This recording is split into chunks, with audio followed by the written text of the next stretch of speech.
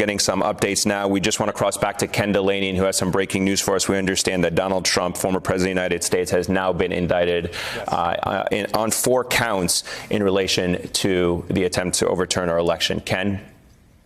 That's right, Eamon. Donald Trump, the 45th president of the United States, has been indicted by a grand jury in Washington, D.C. on 4 criminal counts.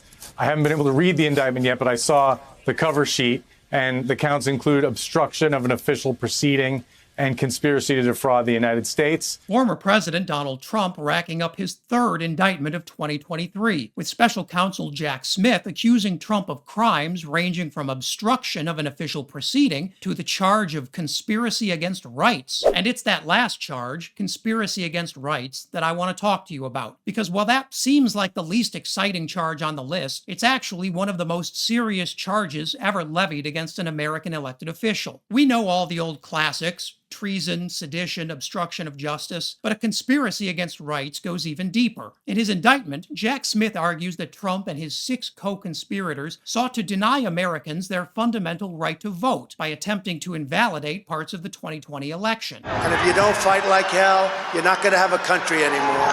Attempting to invalidate the votes and voices of the American people is among the most serious charges an elected leader can face in a republic. It represents more than just a simple crime. A conspiracy against rights is an active and knowing betrayal of our nation's foundational values. But don't tell that to Republicans who lined up in support of a man who took serious steps toward an authoritarian revolution on January 6th. Really quite astonished by much of this indictment so far.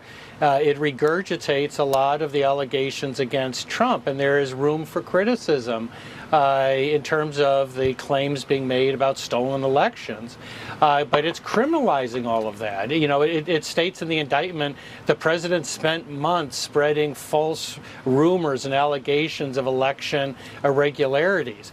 Really? Is that a criminal issue? I mean, is that the basis of this conspiracy? That was Fox News legal analyst Jonathan Turley, and I can answer that question for him. No. As Jack Smith says in the indictment, it is not a crime to say the election was stolen. You can shout that nonsense as loud as you want. You want to know what is a crime? Calling the Speaker of the Arizona House of Representatives and trying to bully them into just making up electors that will say you won a state that you lost. And here's another crime against rights for you: conspiring to invoke the Insurrection Act after you invalidate the election so Donald Trump would have the legal right to gun down Americans who were out on the streets in protest. And I'm not making that one up. In the indictment, Trump lackey Jeff Clark bats off concerns about nationwide riots by telling the deputy White House counsel that they can just invoke the Insurrection Act and send U.S. troops to forcibly pacify rioting cities. Jack Smith's stunning indictment shows us that January 6th was never meant to end on January 6th. Trump and his team were already working up a plan to keep Trump in power indefinitely, while using extensive emergency authority to put down civil unrest. And all of this for the sole purpose of keeping Donald Trump in power. It's difficult to imagine how a president could more fully betray his nation. Yet,